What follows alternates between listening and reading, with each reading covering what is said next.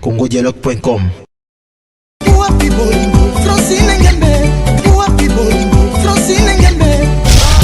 Francine Gembe, Congodialogue, 100% canon.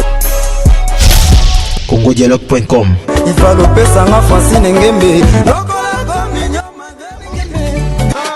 Francine Gembe, Congodialogue, 100% canon. congodialogue.com. Il va l'opé sanga Francine Gembe. congodialogue.com.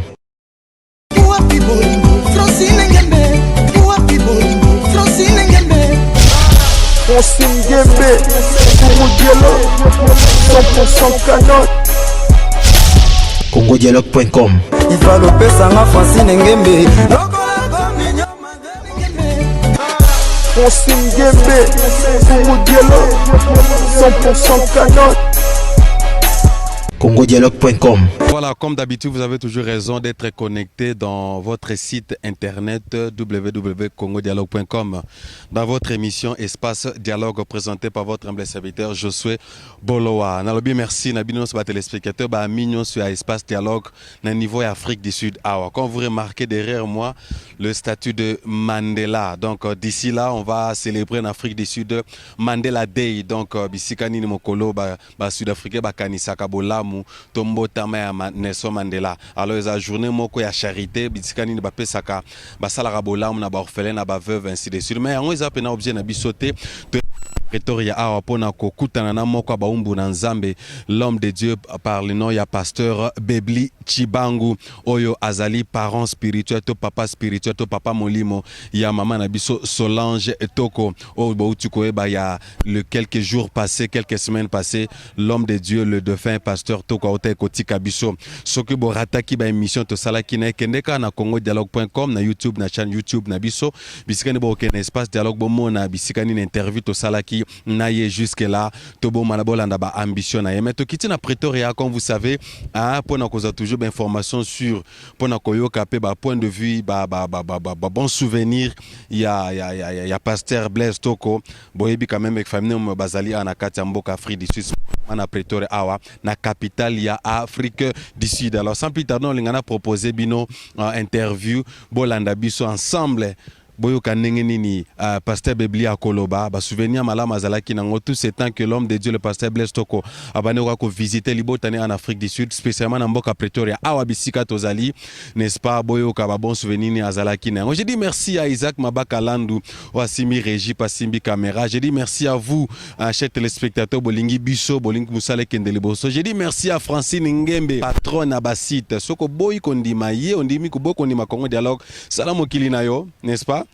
J'ai dit aussi merci à Minos de Londres, à Mignon sur Espace Dialogue. J'ai dit merci à Weplo les Mikilistes, Batambon, ça la fierté na kati ya poto, n'est-ce pas? Dans le BIP, merci na Bijou Belez à garçon suisse, conseiller pe ba mi à Espace Dialogue, n'est-ce pas? Alors, sans plus tarder, on a proposé bino, to kita sur le terrain, église ya Weshama, bisika nini to kutana pasteur Bebli Chibangu, motema ya mama Deo Chibangu pi na pesi merci na bandimi nyonso ya église ya Weshama a na Pretoria. Congo dialogue en Afrique du Sud to kiti na terrain na Pretoria, n'est-ce pas pour na Kolanda. Et bokoyo kapeli sous pasteur a payé autorisation dès que maman Solange azonga na kati Afrique du Sud na Pretoria awa to l'examen micro bon mona pe bana. N'est-ce pas? Vous avez toujours été continuer à soutenir Libota Oyo parce que Nzamba ba orphelin, Nzamba ba veuve, Nzamba consoler toujours mitema na bango et sukaka na malobate si quelque chose beaucoup ko sala pour nous soutenir famille o etikali bana batikali bozan ko sala yangote. Nalobi merci na Jenny Okassa la charmante de presse équipe Nyosa Congo Dialogue en Afrique du Sud. Biso na kati Pretoria ma Francine Ngembe ya yo ngwana. Nous continuons toujours Hollanda évolution pour na ko ba neni ezali ko kende. Naliwa pe disparition ya Blaise Toko. Que Dieu vous bénisse.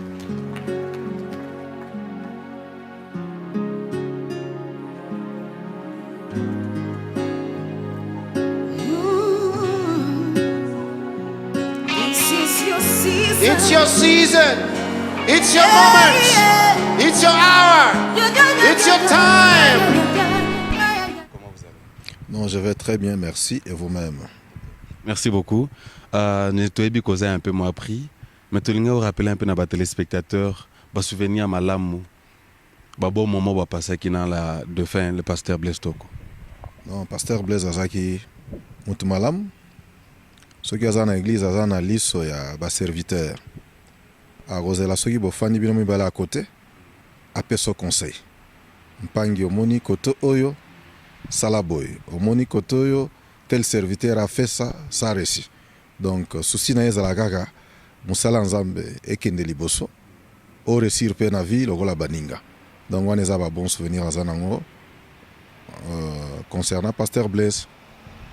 Papa sepelisinga parce que lobi so bozana ye azoloba na liso ya baserviteur mais tant que aussi serviteur ozo diriger une grande église de Neva Pretoria oyo qui peut conseiller à pasteur muso ozo talibanda zoya hein ça m'a marqué parce que serviteur aza na liso amona neti bandimite mondimi wa mona que tout va bien mais yo soki amoni que moi mbebe ezali moi défaut eza quelque part alobango mpe na cher te mais ozala ntango bino boza bino mibale apesi conseil et puis qualité mosusu azalaka serviable abandaki kolinga koservir mingi il est prêt mpona service nyonso kosenga ye aozala wana tokenda gauche tokenda droite soki mpe boza kopartage aza enseignable soki amoni yo na qualité na eloko moko boye ya bien akoya atuni yo mais oyo ozwi yango ndenge nini osalaka ndenge nini mpona boye parce que il faut nayeba eloko nasepeli nango wana eza baqualité azaki motu moko humble batelespectateur na biso balokola baafricain tolobaka malama mutu ntango aza na biso te toloba yango kaka mais discipline nini oyo monaki caractère nini o pasteur Blaise Toko azalaki nango en tant que serviteur et puis en tant que l'homme des médias. Non kaka ndenge olobi wana biso tosalelaka motu bien tolobaka bolamu na ye soki aza te mais aza motu oyo akolinga asala o bolamu akolinga félicité yo ozala te ntango oza na bomoi ekamwisingaki bosalaki na ye na émission mais na suka ya émission aremercie ngai et puis aremercie mwasi na ye ça étonne donc nga mpe lokola j'ai beaucoup aimé que ntango aza nano na bomoi wana moke oyo nyonso toza nango tobanda kopartage na banda kopesa témoignage na ye awa na église omonaki à chaque voyage soki aye awa azangaka mwa koli te ya biloko ya mboka akolia aomemela ngai na koli na ye wana nakozanga ya ngai te liwa na ye baninga nyonso ya États-Unis ya Londres ya partout oyo tokutana tobanda kolia ensemble babenga bazolela soki mpe towana kisasa akozanga te amemo na chaumière amemo place botolia lelo donc tozomona plus bolamu na ye tolobi te ke azalaki parfait mais tolobi ke azalaki mutu malamu atiki biso azalaki mutu malamu atiki biso na basouvenir akei ya malamu akei to neti nga nazali awa awoloba bolamu na nga na kisasa omoni bosalaki na émission na Jobour nazalaki te alobi lisusu bolamu na ngai omoni vraiment que son âme repose en paix. Pasteur Bebli Chibango, sur le région de Bissot, tu as toujours un espace dialogue avec Josué Boloa na www.congodialogue.com. Merci na Francine Ngemba pe sur plateforme autos à la bisika bino bozali. Na ko lingana libéré Pasteur Bebli, mais avant que na tika Pasteur Bebli, oza moko ya ba homme de Dieu oyo yambo Pasteur Toko atika akata molimo bo se communiquer kinaye. En fait, peut-être ba téléspectateur ngaba yeba akufe na nini, abela kinini. Et puis maloba nini alobaki na suka yambo akata molimo. Na solo na été avant akata molimo mais tango azaki malade na bana kobenga presque chaque jour pour na santé évolution na ndenge par après malade est commis vraiment sérieuse azoloba lisusu te mais dis-moi interview na rolinga boka maloba wana parce que moi sine mutu alaki pembeni ye mutu akaki maloba lobi je crois moi sina roya kala mingi te soki asilisi ba formalité na kisasa moi sina ndé bo ko sala interview ko sala eza original les obima et pas muto ayoka kiye mais na yebika sola kina je crois pasteur Silas à Kinshasa sola kina moi sina ndé bato balaki sur place sola ki pena passer à Godempoe bango ne bakoki bapesa bino bamaloba na asuka. Mais na moi message muka komela ki papa na ape na lisungia mabondeli. Tango mona ki message on attaque moto na nzambe. Ovandi pe na batebele sala ki ndenge nini. Te na message na lobika aza mutu na nzambe, je crois qu'il a averti ki alinya kende yango ba moi message wana eyaki. Mais originalité à message bokozongo pa pasteur Silas et pas maman bandeko bazana kisasa lokola kufeli na kisasa biso tozala kiao. Merci beaucoup pasteur bana bazali na santé malamu. Te bana na bazana santé malamu. Bazela kozonga maman na bango bana baza bien. Bana baza bien. Voilà, chers téléspectateurs, bami internautes dans Tozoko la cabine on a lisungi pe na ngolu ya nzambe soka permettre biso toza na bomoi dès que maman Solange azongi na Pretoria na kati Afrique du Sud ndenge pasteur pesi biso nzela tokozana tokopesa micro toyoka ye lisusu malamu ndenge basolaki na papa nazotika oma maloba ya suka na libota mobimba pe na kora Christ nyonso tomoni bakundi ndeko na honneur na lokumu nyonso par rapport à misala salaki message no kopesa na bino basay na nzambe pe na ba serviteur bazolanda biso na liwa ya papa na biso Blaise. Non to pamboli bandeko nyonso bakundi avec honneur, mais to sala plus libote tikali moi c'est tikali bana batikali to sala plus o to sali tango muto akufi to sala ngope tango muto azana bomoe message à ce qu'on nzamba pambola bon. Merci beaucoup. C'était exclusivité avec le pasteur Bebli Chibangu, le senior pastor Yahweh Shama Awana Mboka ya Pretoria. Hein? Maman Francine Ngembe Yangwana Tolinga Tokita sur le terrain Toyoka ba point de vue à pasteur Bebli Oyebolandi Topesi Mbote na Mama Deo Chibangu. Alors on a libéré pasteur Bebli papa merci beaucoup pour Natanayo que Dieu vous bénisse vraiment. Ah Bijou Beleza garçon suisse aux Holandango donc Yabinongo ana. Papa ça va? Oui ça va bien merci. Pourquoi se présenter à téléspectateurs? Oui, moi je m'appelle Frère Pierre.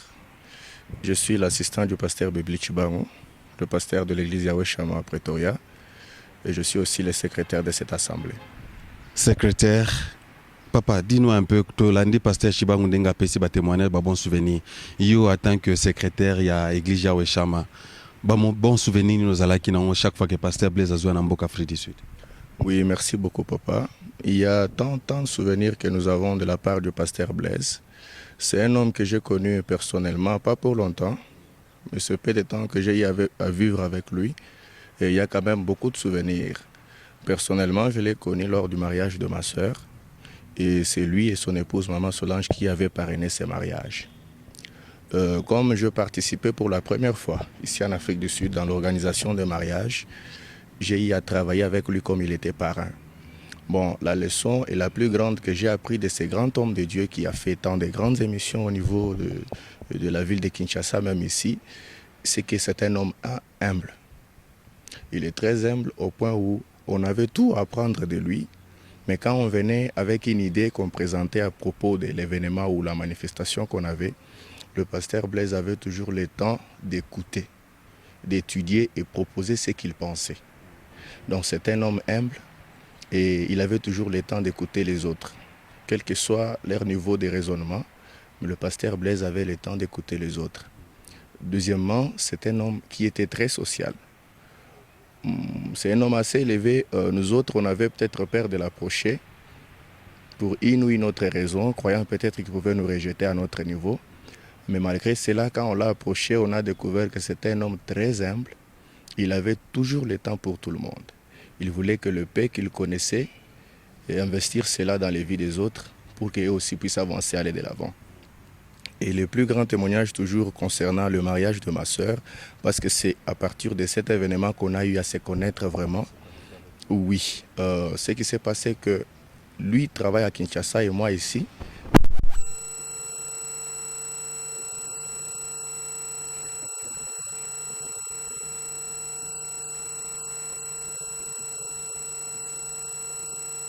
Comme il était déjà ici et il était déjà réparti pour travailler, on devait attendre le moment prochain où il serait ici pour continuer avec les opérations du mariage.